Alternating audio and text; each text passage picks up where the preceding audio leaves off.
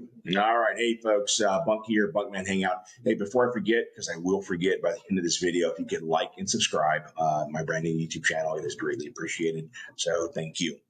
Hey, I'm a bit late to the game considering the subject, but I'd just like to take a little time to discuss the tragedy that occurred on 29 January of this year. That would be the Midair between American Airlines Flight 5342 and U.S. Army Blackhawk helicopter 860.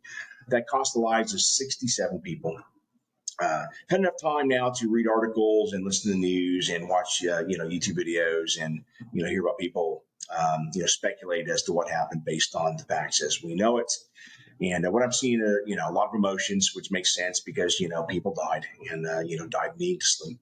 And then political viewpoints, being thrown in there, things like DEI, and then of course conspiracy stuff. And the thing is, the best way to approach this, especially from the sidelines, is simply take a step back, take a deep breath, check your emotions, set aside your political views and, any conspiracy theories, throw those out the window. I read one that I think it was, a commercial helicopter because they've got like two of those and it flew it into the, jetliner, and that's just ridiculous. Didn't happen. So the way I approach this, of course, is, my background and my experience. And so talk about that for just a minute. In 20-year Navy veteran, Navy pilot, and I did 5-6 years civilian world. So I've got 5,200 hours and change, and 3,025 of which were U.S. Navy. And I think the three tours that are most pertinent to this particular subject are going to be my instructor tours. So I did a tour as a primary flight instructor, and that's just teaching brand new officers how to fly the Navy way. And then I did a tour as intermediate advanced jet instructor. And then I did a tour as a fleet replacement squadron instructor pilot, teaching wing aviators how to fly the C-2A Greyhound.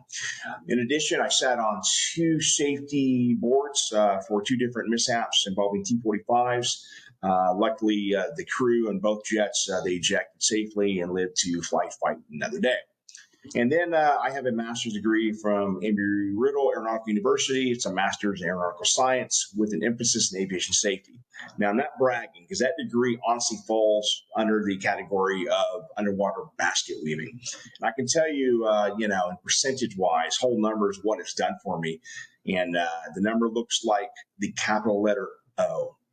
However, it allowed me to look at plenty of aviation accidents and analyze them from a human factors aspect. And that's what I'm doing with this particular tragedy.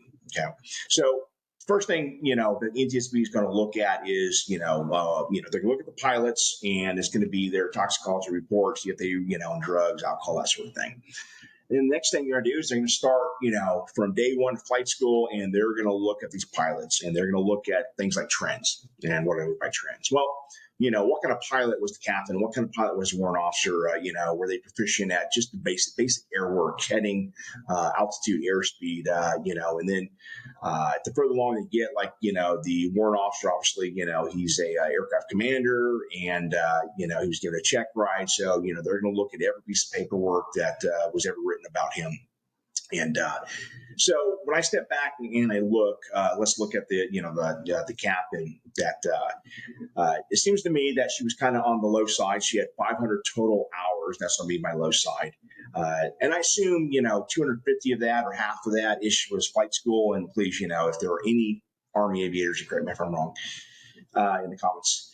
And so that's about 250 hours in the Blackhawk, and she was coming off a non-flying tour. All right, so the less experience you have, the longer time you're out of the cockpit, the longer it takes to get back in the saddle and to get back up to speed as to where you need to be. So when we look at what was going on that night, is they were giving the Army, the warrant officers unit was giving a check ride to this captain. Night flight, they had to wear nogs, right? So she's probably nervous. Okay. And they're launching into darkness. And at night, even though airspeeds are the same, headings are the same, things seem just, to happen faster. It looks like things are happening faster, and you lose some depth perception. And it's a little bit more nerve-wracking at night. You're also flying into either below or into Class Bravo airspace at a very, very busy airport. And that airport's busy 24/7. And I flew the approach the airliner did daytime while I was right seat, and I was the pilot monitoring, meaning I did everything but fly. I was a NetJets at the time. And it's just, a very, very busy airspace. And so that's what they were launching into, okay? And one thing is when you man up at an aircraft, let's say you leave the house in your car. I mean, are you always 100%? Are you always like, hey man, I got perfect energy and I feel great and I'm ready to go? No. I mean, at least most of us. And there were plenty of nights where, man, I was tired or I was sleepy, I didn't feel great, and you have to do kind of that self-check thing. Say, am I ready to go, or am I good enough to go ahead and fly this mission? And it's a fine line because you can't not fly every time you don't feel that great. Otherwise, you might never fly. So you got that aspect. The other thing is, hey, how what was going on in the personal lives. In the Navy, if we see a pilot and their skills are starting to degrade, first thing we'll do is we'll give them a human factor score, an HFB. All right, and we'll sit down. It'll be a couple, like maybe 3 aviators and flight doc, and we'll start asking the pilot in question, just things about his personal life and see if anything's going on that's affecting his flying. Okay, so I'm sure they're going to look into that and see, hey, what's going on. So here they are. They're on Nogs. And Nogs, by the way, night vision goggles, I've worn them.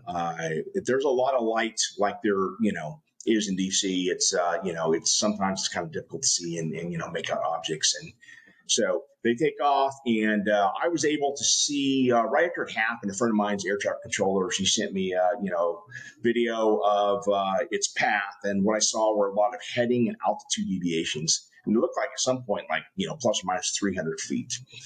So what does that tell me? Well, it looks to me like they're starting to get behind the jet. And I use the term jet loosely, jet meaning, helicopter, blimp, turboprop, whatever. I'm just calling it the jet.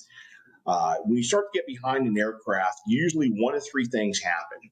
And that's your airspeed, your heading, and your altitude start to deviate. And I always knew as a flight instructor, man, I'm like, okay, he's plus or minus 200 feet, or he's consistently, 300 feet high. His airspeed is off by 15 knots. He is somewhere else. He's not looking where he needs to look. And I'm not saying you always have to focus on certain things. You got to have a scan. So aviators will develop a scan. They're looking around the cockpit, and they're looking at engine instruments. They're looking at heading, airspeed. Even if autopilot, man, you're scanning the cockpit and you're looking at stuff.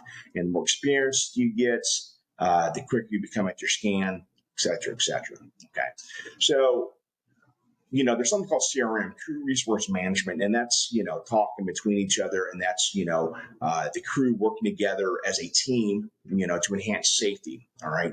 And it seems that was probably breaking down a bit too. So they're behind the jet, CRM is degrading. And I think, I felt like the essay of the instructor was degrading, and I based that on, there was a call by Tower, and I think it was Tower. They said, hey, you got traffic at such a position.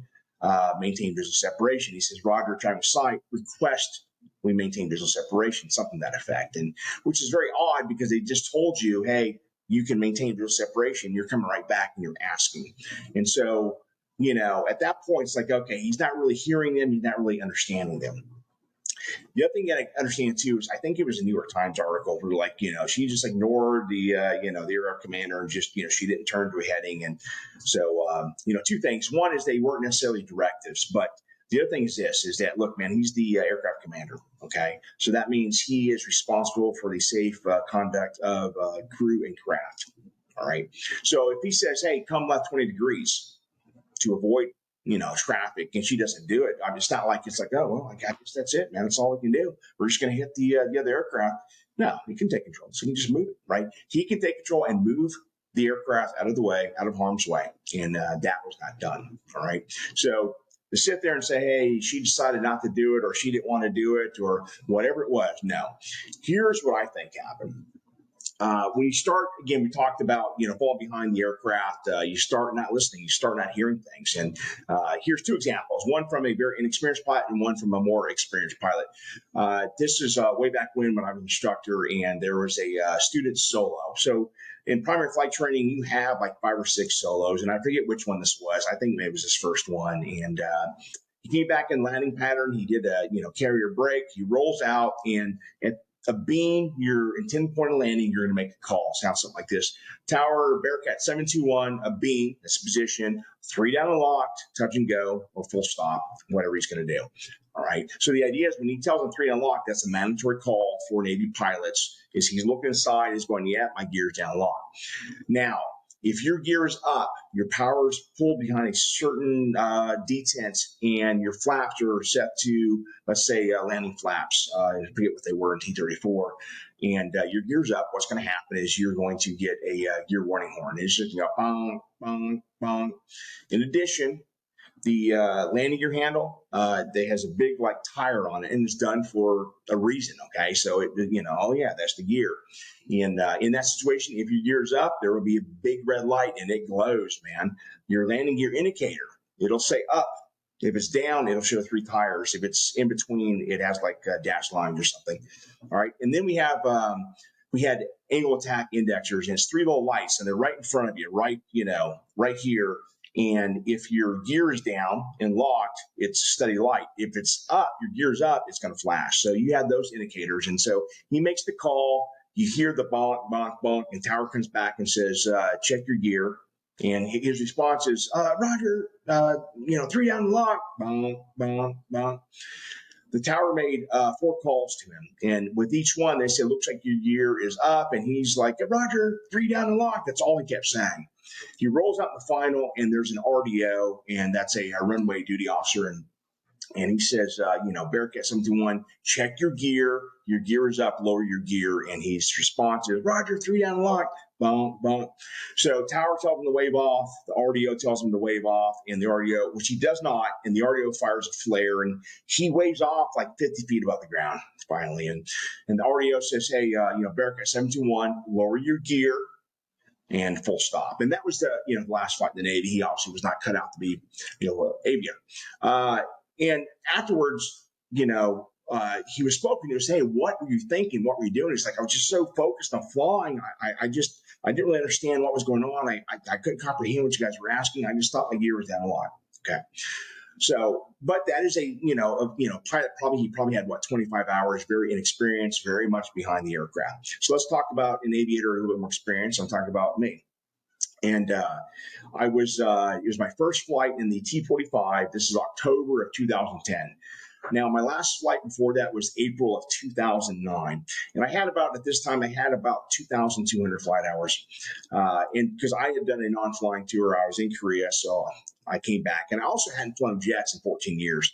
E2C2 pilots, we fly props, but we go through intermediate jet syllabus during training. So we get jet time, and of course, we can come back to be an instructor.